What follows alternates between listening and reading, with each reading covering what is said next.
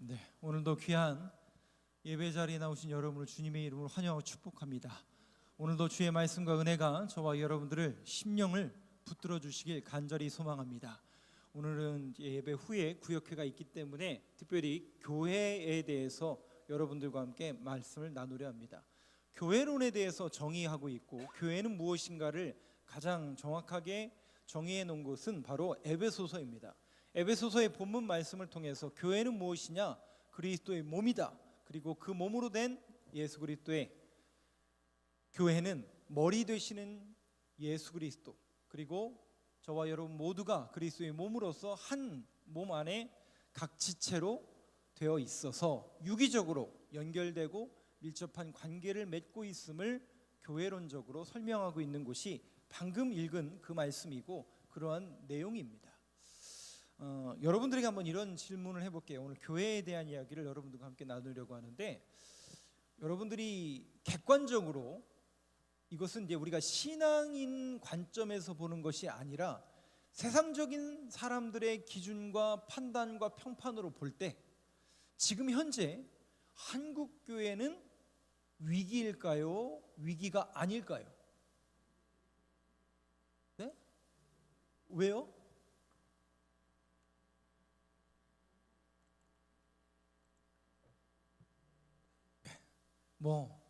아니라고 얘기하기는 좀 거시기하고 들려오는 소식이나 평판은 좋은 건 하나도 없죠. 수치가 그걸 말해주고 있고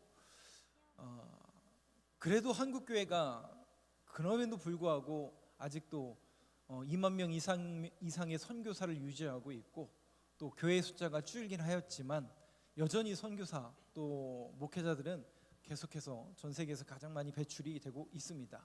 성도의 숫자도 많이 줄었다고는 하지만 2023년 한 해 동안 그래도 또 코로나 이전만큼 조금씩 또 회복되어 가는 그런 추세를 데이터를 통해서 보여지고 있는 것을 볼 수 있습니다. 그러나 중요한 것은 세상의 평판이 그렇지 않다라는 게 중요한 것이겠죠. 세상이 오히려 우리가 세상을 염려합니까? 교회가 세상을 염려합니까? 네, 그런 얘기는 많이 들어보셨을 겁니다. 오히려 세상이 교회를 염려하는 그런 시대를 맞이하고 또 교회가 위기 가운데 있다라고 하는 것이 세상의 평판이고 지금 세상 사람들의 기준에 볼 때는 그럴 것처럼 보입니다.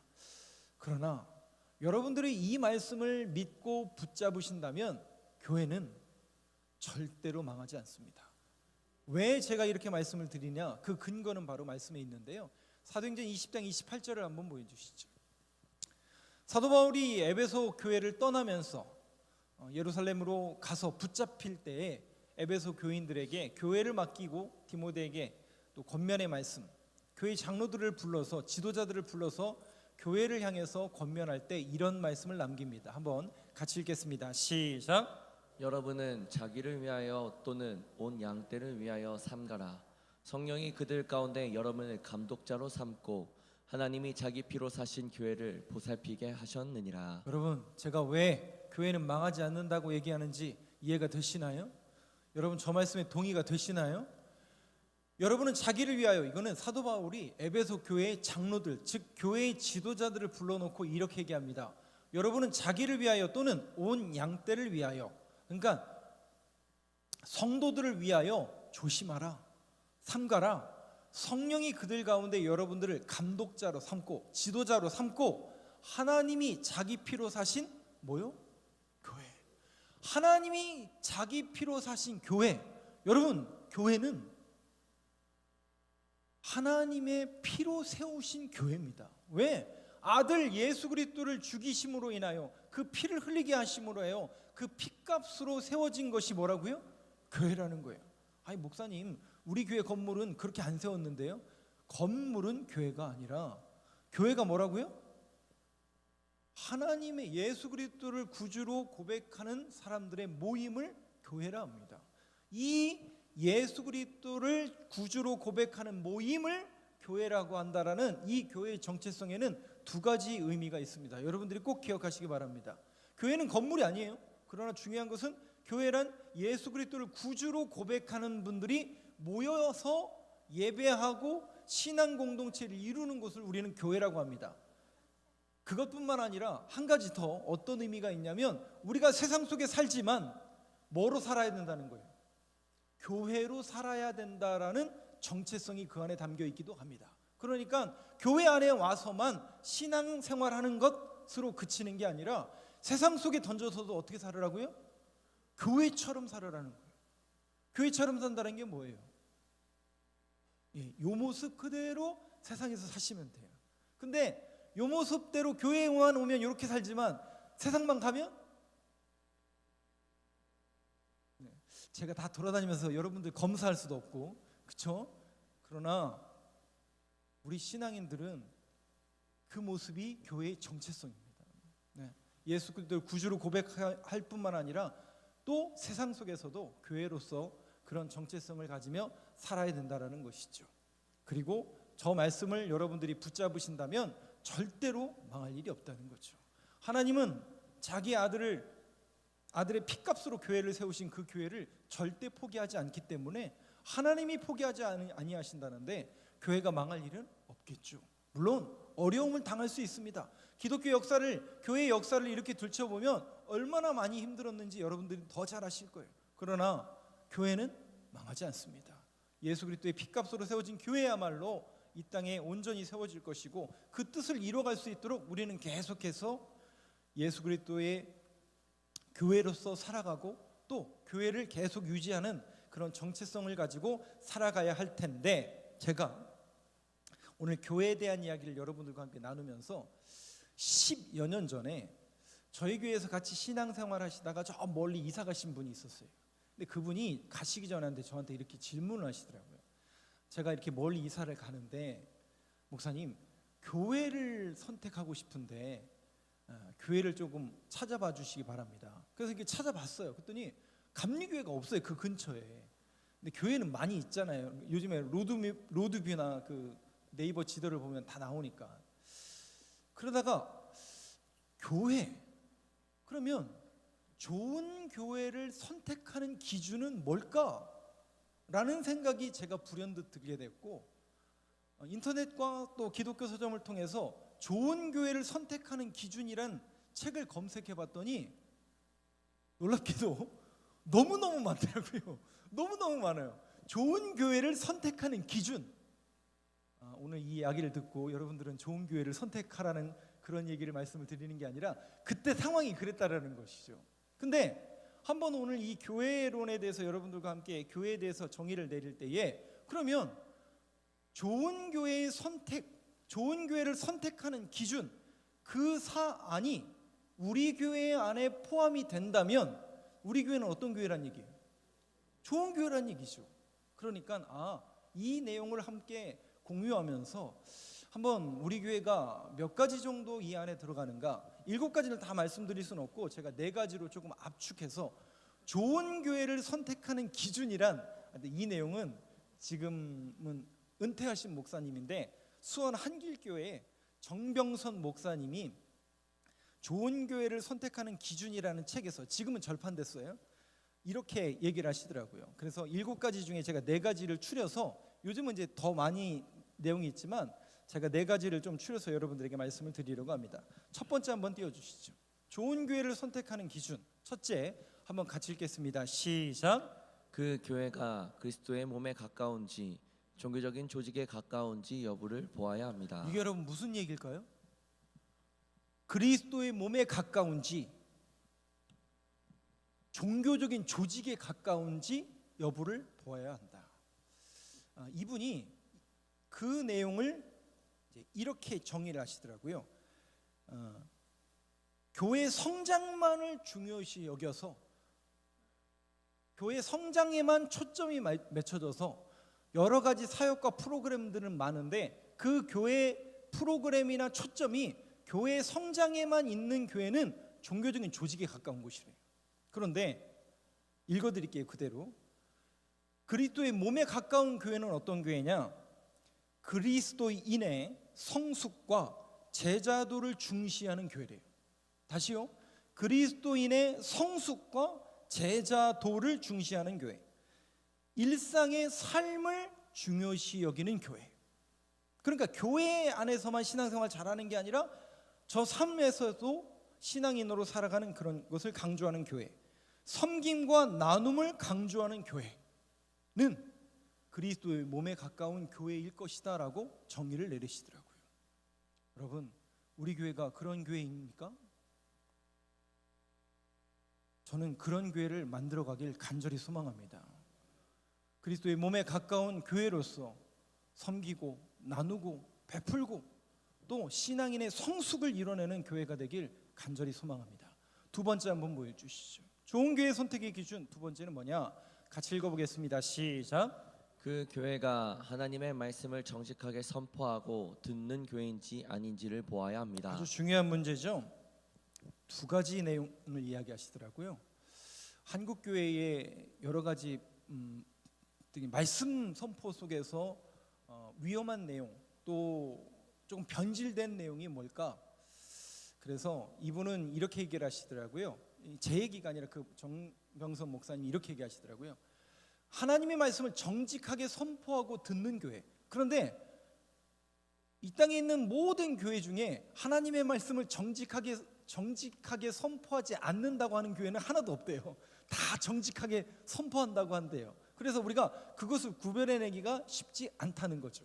그러면서 이분은 이걸 얘기하시더라고요. 한국교회 전체적인 분위기 속에서 말씀 선포 내용 중에 번영 신학이 주된 내용을 이루는 교회는 삼가라라고 말씀하시더라고요. 번영 신학이 뭐예요, 여러분? 번영 신학. 예수 믿어 잘 되는 거예요, 실질적으로.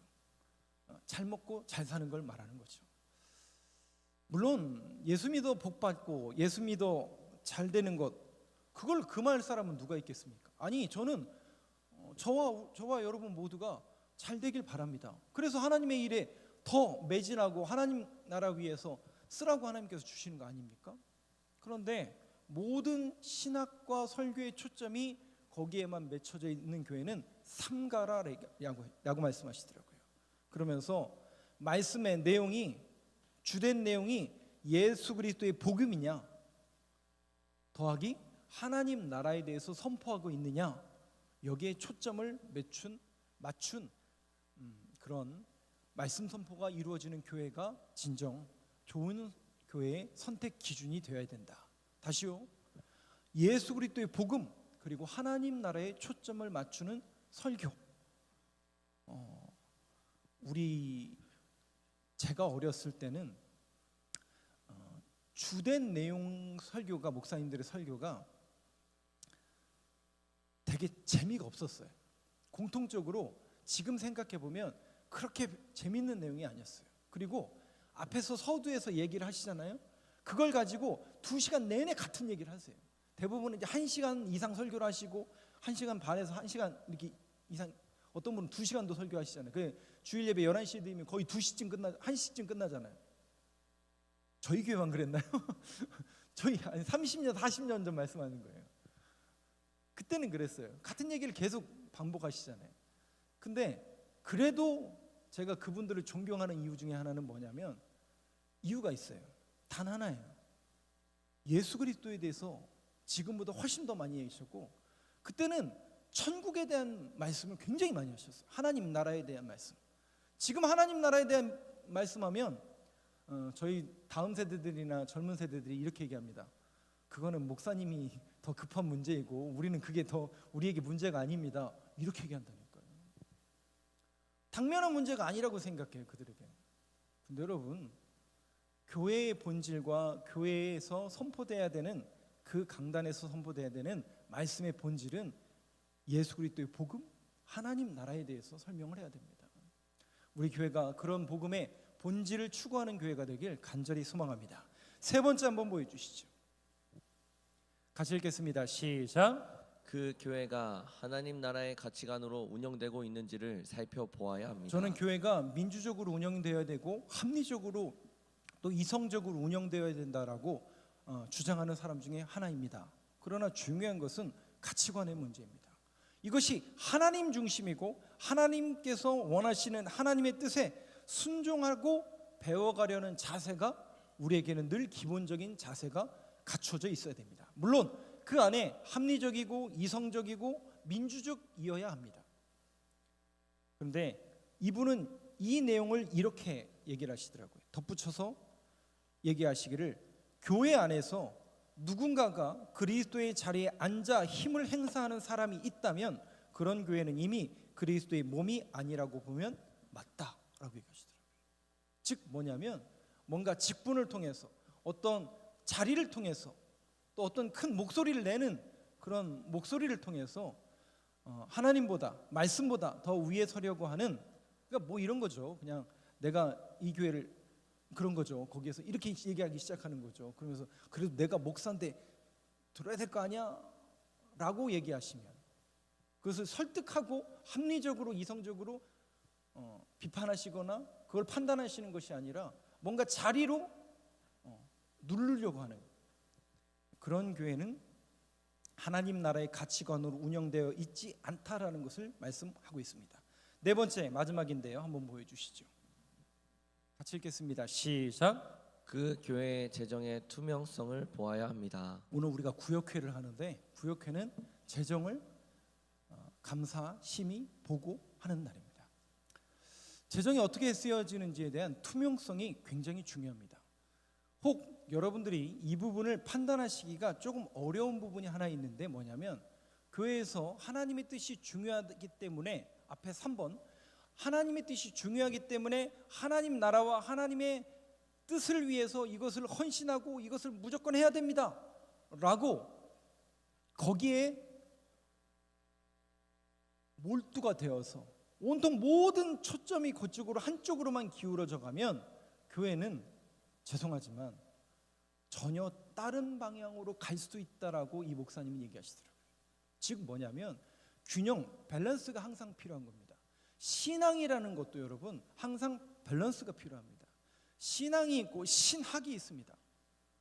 저희 이제 신학교를 가면 전혀 뜬금없는, 교회에서 안 알려주는 내용들을 신학적인 학문으로 가르쳐줘요. 전혀 이게 교회에서 전혀 의미 없고 사용이 안 되는데, 그렇지 않아요. 그 신학은 2000년이 넘는 시간 동안 점철되고 이게 쌓인 거예요. 쌓여서 그것이 하나의 표준이고 캐논, 잣대가 된 거예요. 그래서 신앙이 한쪽으로만 기울일 때 신학이 그것을 균형을 잘 봐주는 겁니다. 목사의 역할은 신앙의 밸런스를 성도들이 유지할 수 있도록, 하나님의 말씀과 기도로 거룩해지는 교회를 만들 수 있도록 이런 기준을 늘 제시해야 됩니다. 마찬가지입니다. 재정도, 또 교회의 모든 사역도 한 곳으로만 초점을 맞추는 게 아니라 항상 하나님 나라와 뜻을 위해서 밸런스를 맞게 이 부분들을 허용을 해야 되는데, 문제는 뭐냐? 네 번째 있는 것처럼 교회의 재정의 투명성, 이것은 1번이 담임 목사 책임일 수 있고, 그리고 함께하는 기획위원들의 책임일 수 있습니다. 그래서 여러분들이 요구를 하셔야 돼요.